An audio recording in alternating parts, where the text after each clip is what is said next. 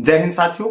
ITBP के अंदर जो टेली कम्युनिकेशन की पोस्ट है, जिसके अंदर SI telecommunication, head constable telecommunication, constable telecommunication, इन सभी वैकेंसी का एक शॉर्ट नोटिफिकेशन जारी हो चुका है और इनका जो फुल नोटिफिकेशन जारी होना और जो फॉर्म अप्लाई आपके नेक्स्ट मंथ से फॉर्म अप्लाई होने शुरू हो जाएंगे।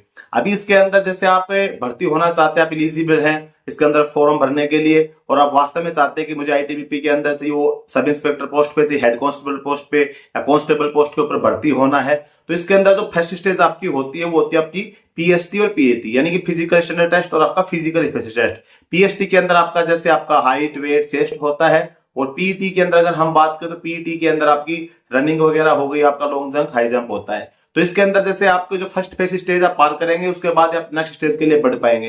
जैसे आपकी रिटर्न एग्जाम की अच्छी तैयारी है लेकिन अगर आप फर्स्ट स्टेज पास नहीं कर पाए तो आपको उसके अंदर कोई बेनिफिट नहीं होगा, जो कितनी भी आपकी तैयारी हो। तो आपको क्या है कि इसके अंदर हर स्टेज पास करनी पड़ेगी, तभी आप मतलब एक वैकेंसी आप अपनी क्लियर कर पाएंगे। तो फिजिकल के अंदर क्या क्या कार्रवाई होगी, हाइट, वेट, चेस्ट कितना चाहिए, तो इसके अंदर अगर हम बात करें सबसे पहले देखो इसके अंदर देखिए, अगर जो लास्ट नोटिफिकेशन आया था इसके अंदर आप देखेंगे आईटीबीपी का 2022 के अंदर नोटिफिकेशन आया था, उसके अंदर उसके हिसाब से अगर हम देखें फिजिकल स्टैंडर्ड के अंदर तो हेड कांस्टेबल और कांस्टेबल की वैकेंसी थी। इसके अंदर मेल और फीमेल दोनों की हम बात करेंगे। तो सबसे पहले आपका फर्स्ट फेज में आपका मान के चलो फिजिकल एफिशिएंसी टेस्ट हो गया। तो फिजिकल एफिशिएंसी टेस्ट में आपकी 1.6 किलोमीटर रनिंग है। ये मैं जो आपको जानकारी दे, जो 2022 में नवंबर में जो नोटिफिकेशन जारी हुआ था जिसके अंदर कांस्टेबल और हेड कांस्टेबल कम्युनिकेशन की पोस्ट थी, उसके हिसाब से बता रहा हूं। बाकी अगर इसके अंदर कोई चेंजिंग होगा तो फुल नोटिफिकेशन जारी होगा, उसके हिसाब से फिर आप मैक्सिमम चांस यही कि जो इसके अंदर है सेम ही रहेगा, फिजिकल एफिशिएंसी टेस्ट भी और स्टैंडर्ड टेस्ट भी। लेकिन फिर भी अगर किसी प्रकार करेक्शन होता है तो आप जब फुल नोटिफिकेशन उसमें आपको देखने को मिल जाएगा।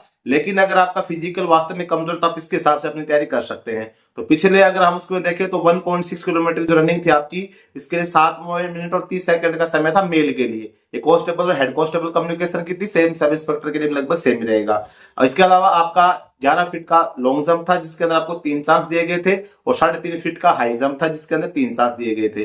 तो ज्यादा मेरे हिसाब से अगर आपकी थोड़ी बहुत तैयारी कर लेंगे तो फिजिकल इतना हार्ड है नहीं, क्योंकि 1.6 किलोमीटर नहीं 7.5 मिनट लिए बहुत होती है। लेकिन वास्तव में अगर आपका फिजिकल कमजोर है तो आपको इस चीज के ऊपर पहले फोकस करना पड़ेगा, क्योंकि आपका जो सिलेक्शन प्रोसेस की जो ऐसे अंदर फिजिकल एफिशिएंसी टेस्ट है जो आपका फर्स्ट फेज में हुआ था पिछली बार, तो इसके अंदर आप देखेंगे तो 1.6 किलोमीटर 7.5 मिनट में ज्यादा मतलब हार्ड है नहीं, नॉर्मल है। जो फौज की तैयारी करता है जो बच्चा आराम से कर सकता है। लॉन्ग जंप भी ज्यादा नहीं, 11 फीट, हाई जंप भी ज्यादा नहीं है।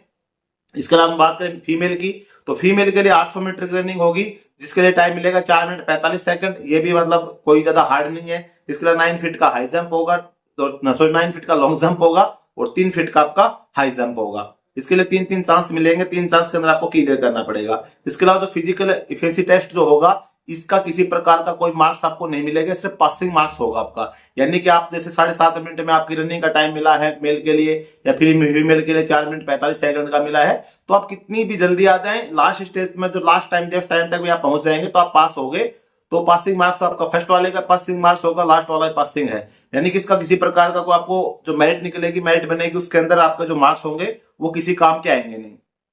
तो इसके अंदर क्या है, ये तो आपका होगा फिजिकल एफिशिएंसी टेस्ट, ये आपको करना है तैयारी। अगर आपको लगता है कि मेरा लॉन्ग जंप कमजोर है या आपको लगता है कि मेरा हाई जंप कमजोर है या आपकी रनिंग कमजोर है, तो इसके हिसाब से आप तैयारी कर सकते हैं और आप इजीली अपना टेस्ट पास कर सकते हैं। फिर उसके बाद में बात करते हैं आपकी स्टैंडर्ड टेस्ट, यानी कि फिजिकल स्टैंडर्ड टेस्ट, जिसका हाइट, वेट और चेस्ट होगा। अब हाइट इसके अंदर से नॉर्मल आप जनरल से, ओबीसी, एससी है और ऐसे ही स्टेट से है, जैसे भाई आप किसी प्रकार की आपको छूट नहीं मिलती है, तो आपकी जो हाइट इसके अंदर जो लास्ट के हिसाब से मेल के लिए 70 सेंटीमीटर की हाइट है, फीमेल के लिए 57 सेंटीमीटर की हाइट, 157 फीमेल के लिए और मेल के लिए 170 सेंटीमीटर। इसके अलावा मेल के लिए चेस्ट जो होगी 80 to 85 सेंटीमीटर, नॉर्मल जिनको किसी भी क्षेत्र के अंदर मान छूट नहीं मिलती उसके लिए बात है, तो 80 to 85 सेंटीमीटर आपकी चेस्ट, यानी कि 5 सेंटीमीटर का आपका फुला होना चाहिए। 80 से अबव आपकी 82 है, 83, 84 है, 85 है, 90 है, वो फर्क नहीं है, लेकिन आपका 5 सेंटीमीटर फुलाव जरूर होना चाहिए। तो अगर आपकी चेस्ट पूरी है, आपने कभी फिजिकल नहीं करवाया है,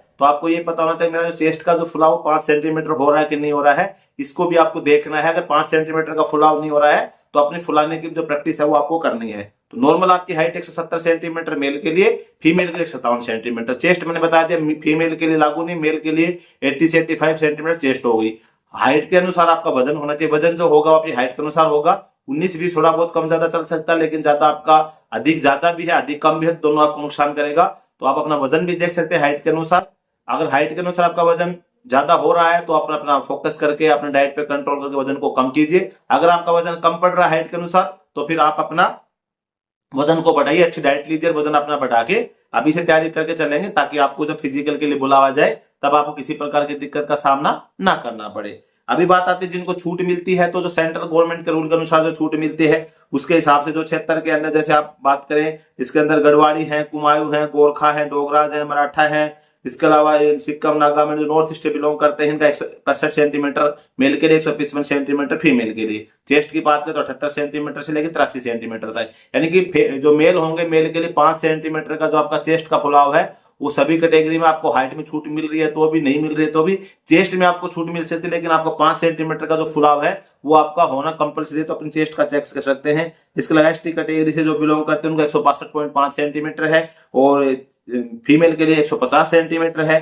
चेस्ट इसके अंदर 76 से लेके 81 सेंटीमीटर तक है, यानी कि 5 सेंटीमीटर का जो फुलाव है वो यहाँ पे इनके लिए मांगा गया है। तो ये चीजें जो आपकी होंगी ये फिजिकल स्टैंडर्ड टेस्ट के अंदर होंगी और इसके अंदर आपका जो वजन जो होगा वो आपकी हाइट के अनुसार लिया जाएगा।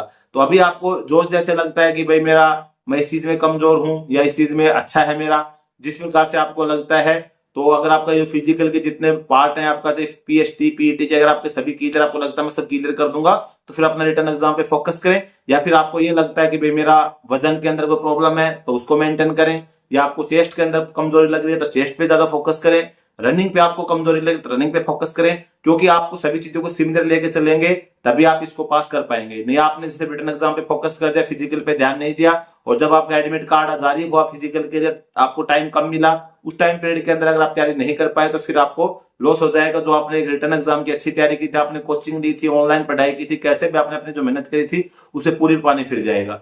तो मेरा कहने का मतलब ये कि भाई आप 24 घंटे तो पढ़ेंगे नहीं, आपको सुबह या शाम जब भी आपको उचित टाइम लगता है कि मैं रात को लेट तक पढ़ता हूँ, सुबह जल्दी नहीं उठ पाता हूँ, या फिर आप सुबह जल्दी उठ के पढ़ते तो सुबह या शाम जब भी आपको टाइम लगे तो एक टाइम आप फिजिकल पे फोकस करें।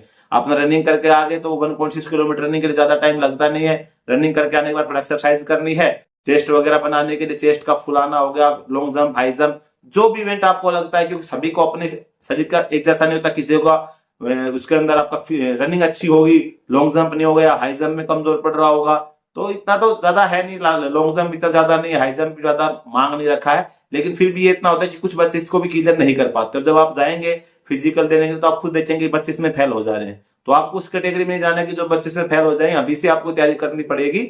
और अगर आप पहले से आपको लगता है कि मैं सब कुछ क्लियर कर दूंगा तो फिर बढ़िया अपने रिटर्न एग्जाम पे आप फोकस कर सकते हैं। भाई आपका एडमिट कार्ड होगा 5-10 दिन की तैयारी के बाद आप अगर आप क्लियर कर पाएंगे तो आप अपने रिटर्न एग्जाम पे फोकस करें और बढ़िया से अपनी तैयारी करें। जैसे फॉर्म भरना स्टार्ट होता है फॉर्म भर के अपनी आगे की तैयारी करके और अपना एक सीट अपनी पक्की करे आईटीबीपी के अंदर, बढ़िया मेहनत करे, बढ़िया जॉब है, बढ़िया नौकरी है और आपका अपना सपना साकार और आपका परिवार का सपना साकार होगा, देश सेवा करने का आपको मौका मिल रहा है।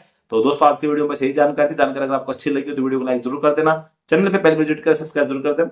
जय हिंद।